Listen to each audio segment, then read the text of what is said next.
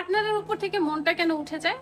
কেন পার্টনারকে একটা সময় পরে গিয়ে আর ভালো লাগে না, বিরক্ত লাগে?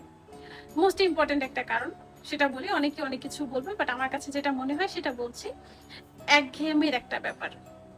দেখেন, আপনি যখন তার সাথে সম্পর্কে ছিলেন, রিলেশনশিপে ছিলেন বিয়ের আগে, তখন প্রত্যেক দিন চেষ্টা করতেন নতুন নতুন ভাবে সেজে তার সামনে আসার জন্য। এক ড্রেস কখনো দুইবার পরতেন না। ঠিক ছেলেটার ক্ষেত্রেও একটা টি শার্ট পরে 2 দিন আসতো না।